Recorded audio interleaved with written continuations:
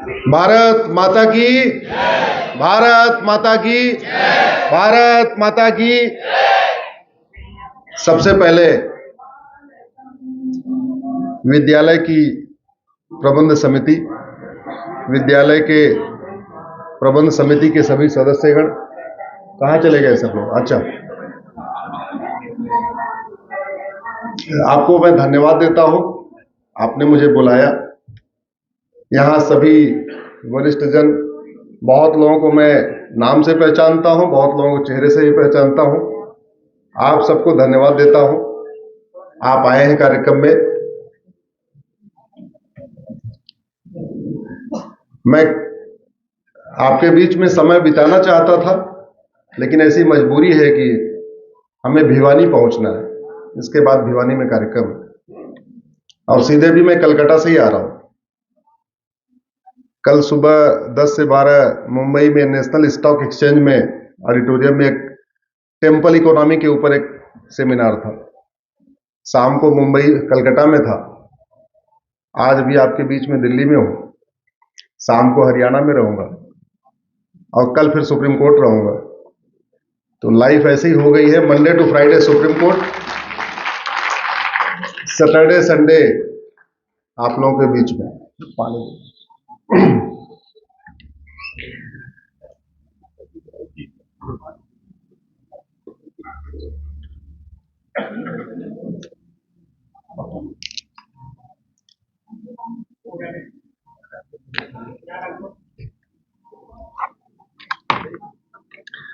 मेरा आप लोगों से आग्रह है कि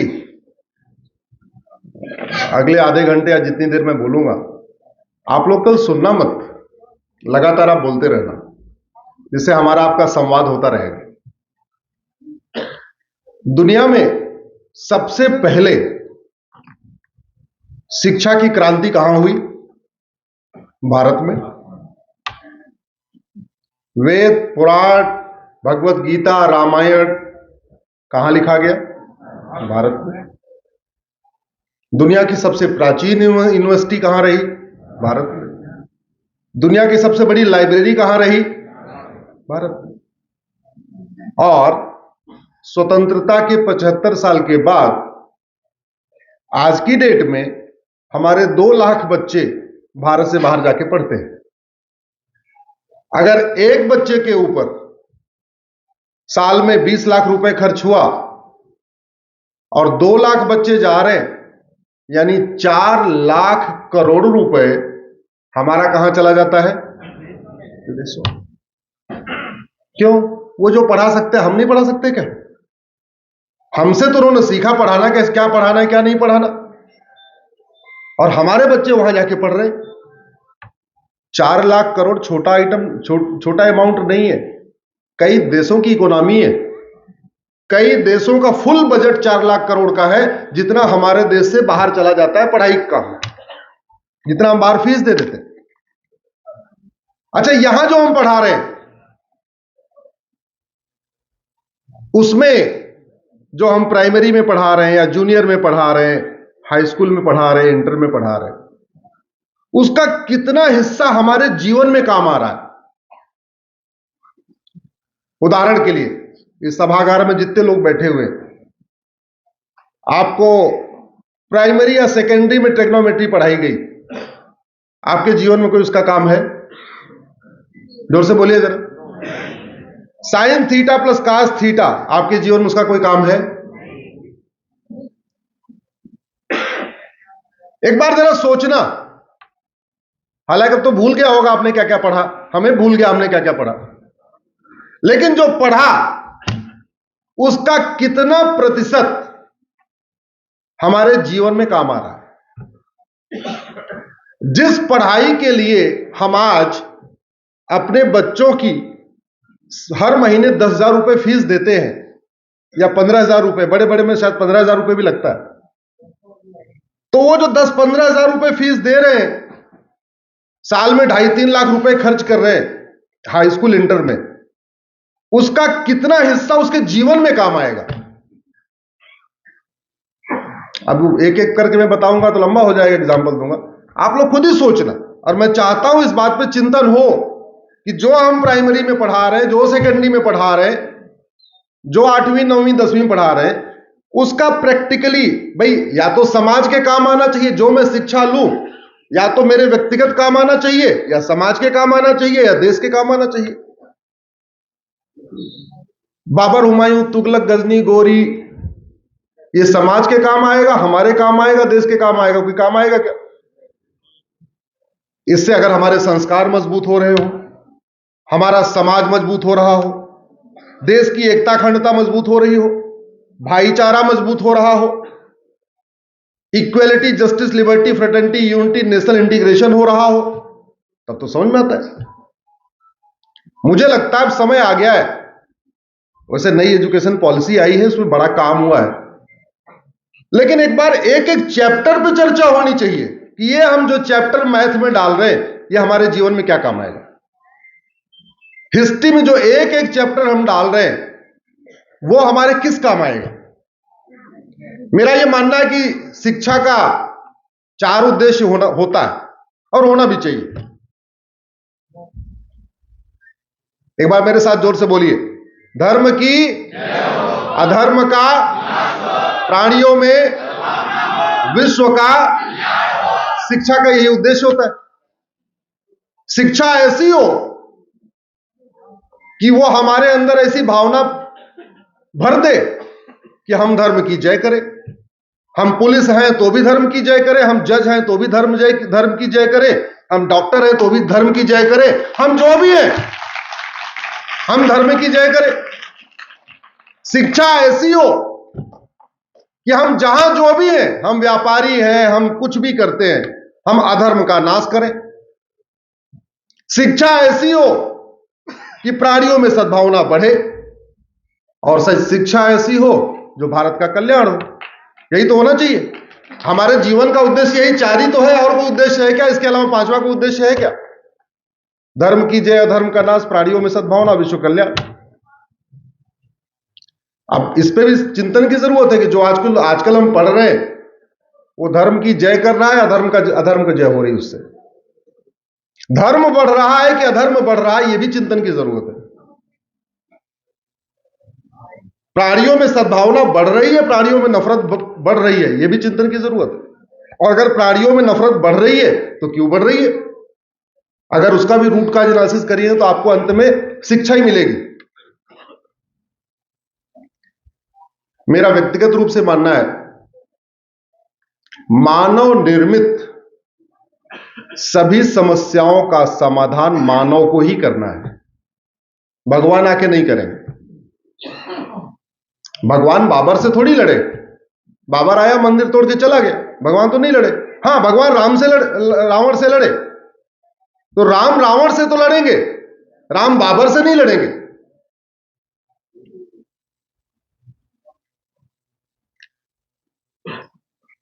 शिक्षा में बदलाव इसलिए जरूरी है क्योंकि कहीं ना कहीं हम तथ्य पढ़ा रहे हैं, जानकारी बांट रहे हैं, लेकिन वो जानकारी किसी काम की नहीं। हमारी लाइफ में गिनती पहाड़ा हमारे काम आता है, राम का चरित्र हमारे काम आता है, कृष्ण का चरित्र हमारे काम आता है, लेकिन मेरा यह मानना है कि 50% हम स्क्रैप पढ़ा रहे हैं, जिसका हमारे जीवन में कोई काम नहीं है। न विज्ञान में जो पढ़ा रहे हैं उसका हमारे जीवन में काम आ रहा है, न इतिहास में जो पढ़ा रहे हैं उसका हमारे जीवन में काम आ रहा है। जो हम इवन हिंदी इंग्लिश में जो पढ़ा रहे हैं वो भी हमारे जीवन में काम नहीं आ रहा है।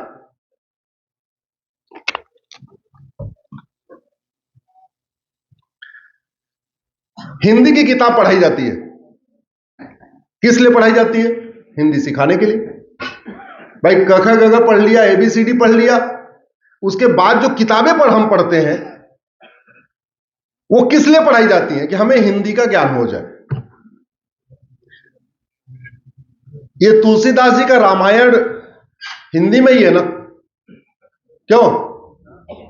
तो हिंदी पढ़ाने के लिए, हिंदी व्याकरण सिखाने के लिए, हिंदी भाषा सिखाने के लिए, हिंदी का गद्य और काव्य सिखाने के लिए प्राइवेट किताब क्यों? रामायण में क्या दिक्कत है? अरे रामायण पढ़ाइए, 7 कांड है, पहली क्लास में बच्चे ने क ख ग घ सीख लिया, दूसरी क्लास से एक एक कांड, उसको एक एक अध्याय डालते जाइए। रामायण में 7 ही कांड तो है, 8वीं पास करते करते पूरा रामायण पढ़ लेगा बच्चा। माता पिता भी पढ़ लेंगे, क्योंकि उसको बच्चे को होमवर्क कराएंगे, तो बच्चे को भी रामायण सीख लिया, माता पिता ने भी रामायण सीख लिया। बच्चे ने राम का आदर्श सीखा, राम और भरत का प्रेम सीखा, राम और लक्ष्मण के बीच में क्या रिश्ता था उसको सीखा, राम ने युद्ध क्यों किया उसको सीखा, राम कहां कहां गए उसको सीखा, राम ने सबरी के साथ क्या संवाद किया उसको सीखा। प्राइवेट किताब क्यों चल रही भाई? अरे अल्टीमेटली हिंदी विषय में प्राइवेट किताब लगाने का एक ही उद्देश्य है ना। हाँ, अगर उद्देश्य यह है कि हमें प्राइवेट पब्लिशर की किताब बिकवानी है, हमें पब्लिशर को फायदा कराना है, पब्लिशर की मोटी कमाई होती रहे, ये करना है, तब तो ठीक है भैया, हर साल किताब बदलते रहो, हर साल माता पिता बेचारे मजबूर होकर के किताब खरीदते रहेंगे, दुकान चलती रहेगी, लेकिन नॉलेज उनको कहां से आएगी? हमने ये रामायण जो छोड़ दिया है ना, ये केवल और केवल कथावाचक राम कथा बताएंगे, ये गलत हो गया है। राम कथा बताना केवल कथावाचक का काम नहीं है, राम कथा बताना हमारे इस विद्यालय का काम है, स्कूलों का काम है, हमारे सिलेबस का काम है। दूसरा, संस्कृत पढ़ाते हैं। अब संस्कृत पढ़ाते हैं, उद्देश्य क्या है? एक उद्देश्य तो यह है कि संविधान में लिखा हुआ 3 भाषा पढ़ाना है, सभी बच्चों को 3 भाषा का ज्ञान होना चाहिए, हमारा कॉन्स्टिट्यूशन कहता है। वैसे ओरिजिनल कॉन्स्टिट्यूशन कहता था 3 भारतीय भाषाओं का ज्ञान होना चाहिए, बाद में अमेंड कर दिया गया कि भाई कोई भी 3 भाषा ज्ञान होना चाहिए। तो हमने हिंदी ले लिया, संस्कृत ले लिया और तीसरी विदेशी भाषा अंग्रेजी ले लिया। अब संस्कृत सिखाना है तो हमारे वेद किसमें है? संस्कृत में। अगर हम 20-20 ऋचाएं, 25-25 ऋचाएं, 50-50 ऋचाएं दूसरी, तीसरी, चौथी, 5वीं, 6वीं, 7वीं, 8वीं, 9वीं, 10वीं तक डालते चले जाए तो वो ज्यादा अच्छा है, या वो प्राइवेट किताब जिसमें कुछ कहानियां दी हुई होती हैं संस्कृत में, जिसका हमसे कोई दूर दूर का रिलेशन नहीं है, जिसको बच्चे को विजुअलाइज करना पड़ता, अच्छा क्या लिखा है, क्या लिखा है। ज्यादा अच्छा क्या है?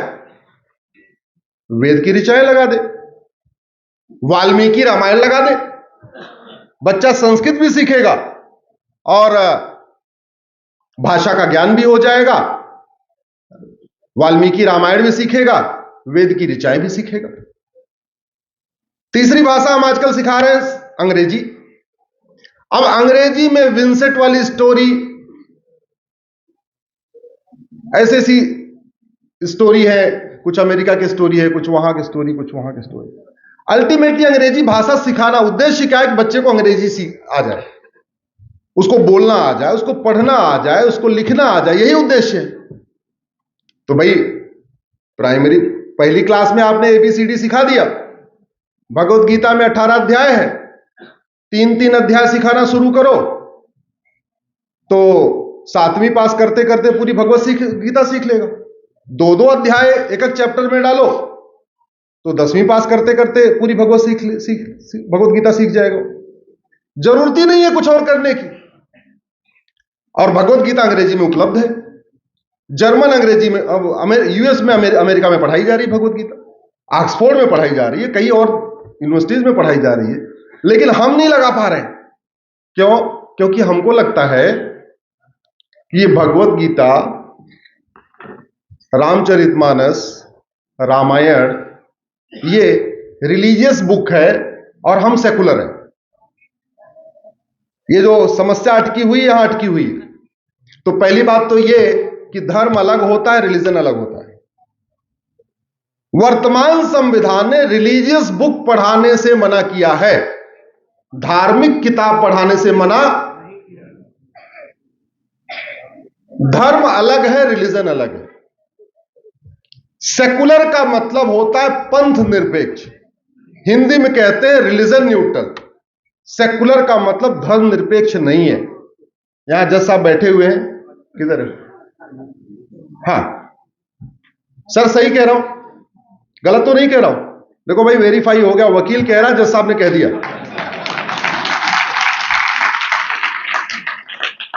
सेकुलर का मतलब होता है पंथ निरपेक्ष। सेकुलर को अगर अंग्रेजी में कहते हैं तो उसका होता है रिलीजन न्यूट्रल। तो मैंने एक लेटेस्ट पीआईएल फाइल किया अभी कि सबसे पहले तो ये जो पूरी कहानी कुछ खिचड़ी बन गई है, लोग धर्म को रिलीजन समझ रहे हैं, रिलीजन को धर्म समझ रहे हैं, प्लीज इसको बंद कराइए। सरकारी डॉक्यूमेंट्स में जहां जहां धर्म निरपेक्ष शब्द है इसको हटवाइए। स्कूलों में एक चैप्टर डालिए कि धर्म क्या होता है, रिलीजन क्या होता है। रिलीजन वो होता है जहां एक गॉड हो और एक किताब हो। रिलीजन वो होता है जहां उस रिलीजन को न मानने वालों की एंट्री और एग्जिट दोनों बड़ी मुश्किल है। एंट्री कराने में भी कुछ टर्म्स कंडीशन होती है और एग्जिट करने में तो गला भी काट दिया जाता है। इसको कहते हैं रिलीजन। गॉड एक, किताब एक, एंट्री भी टर्म्स कंडीशन के साथ, एग्जिट तो असंभव। धर्म क्या है? किसी की पूजा करो ना करो, राम की पूजा करो, चाहे कृष्ण की पूजा करो, चाहे विष्णु जी की करो, चाहे लक्ष्मी जी की करो, चाहे गणेश जी की करो, चाहे किसी की मत करो। हनुमान चालीसा पढ़ो चाहे न पढ़ो, गीता पढ़ो चाहे न पढ़ो, आस्तिक हो चाहे नास्तिक हो, कबीर पंथी हो चाहे कुछ भी हो, सबको पूरी छूट है। हाँ, वसुदेव कुटुंबकम को मानो, सर्वमंगल मांगल्य को मानो, नारी तू नारायणी को मानो, यत्र नरस्ति पूज्यते रमन्ते तत्र देवता को मानो, इसको मानो, हो गया। अब आप ये बताओ, भगवत गीता में कहीं लिखा हुआ है क्या या आप हिंदू बन जाओ तभी भगवत गीता पढ़ो? कोई हिंदू बनने की टर्म्स कंडीशन दी हुई है क्या? नहीं। वेद में ऐसी कोई टर्म्स कंडीशन दी है क्या? रामायण में ऐसी कोई टर्म्स कंडीशन दी है क्या? तो रामायण क्या है? धार्मिक किताब। बाइबल कुरान क्या है? Religious book. रिलीजियस बुक नहीं पढ़ाई जा सकती क्योंकि संविधान में सेकुलर वर्ड लिखा हुआ है, लेकिन धार्मिक किताब पढ़ाई जा सकती है। वेद पुराण गीता रामायण पढ़ाया जा सकता है क्योंकि वो धार्मिक किताब। कोई अंतर है क्या इसमें? सर सर ठीक है।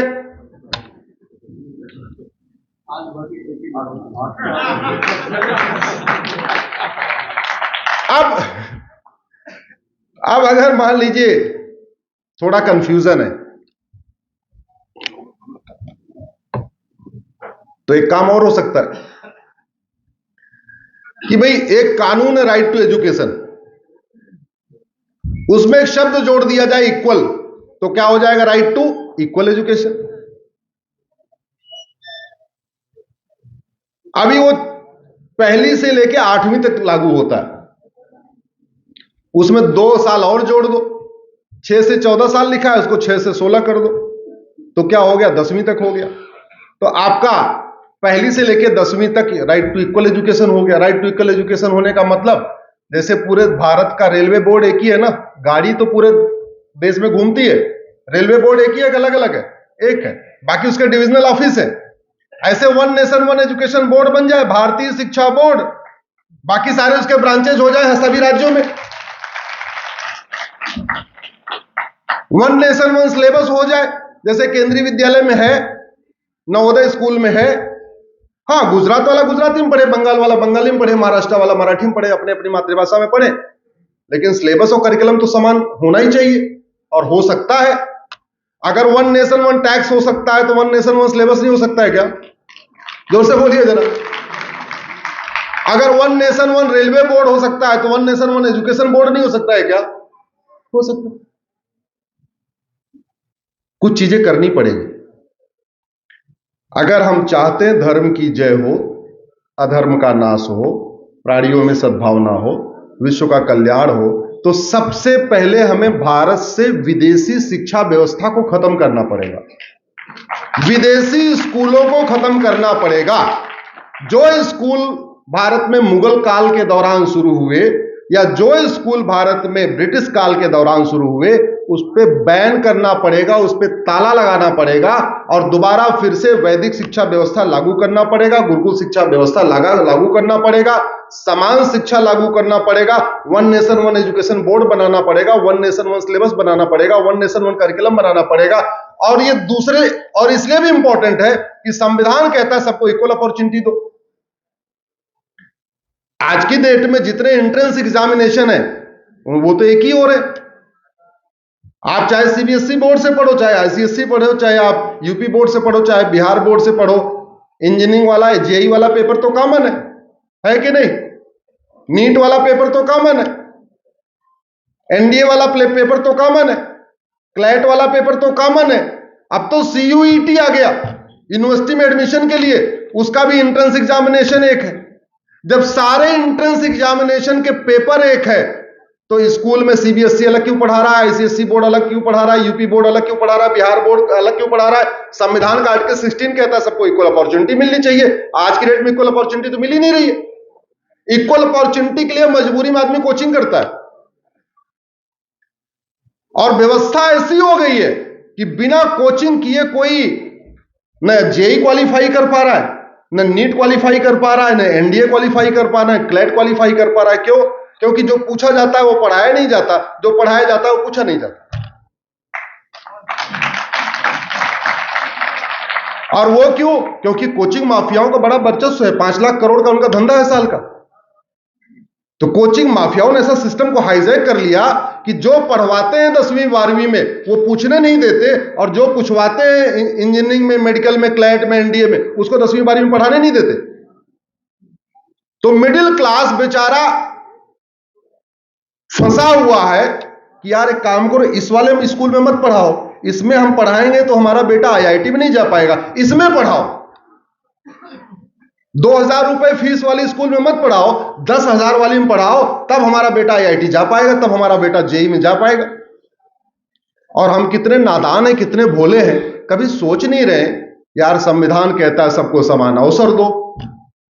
अमेरिका में यूनिफॉर्म एजुकेशन लागू है, चीन में यूनिफॉर्म एजुकेशन लागू है, छोटे से छोटे देश में यूनिफॉर्म एजुकेशन लागू है, और बड़े से बड़े देश में यूनिफॉर्म एजुकेशन लागू है। और हमारा कॉन्स्टिट्यूशन भी कहता है सबको इक्वल अपॉर्चुनिटी दो। इक्वल अपॉर्चुनिटी तब मिलेगी जब सबका सिलेबस कॉमन होगा, करिकुलम कॉमन होगा। सिलेबस करिकुलम तब कॉमन होगा जब राइट टू इक्वल एजुकेशन होगा। राइट टू इक्वल एजुकेशन करने के लिए कानून बनाना पड़ेगा। मांगा क्या आज तक? जोर से बोलिए, मांगा नहीं? मांगा इसलिए मिला नहीं। डेमोक्रेसी में जो डिमांड होती है वो सप्लाई होती है।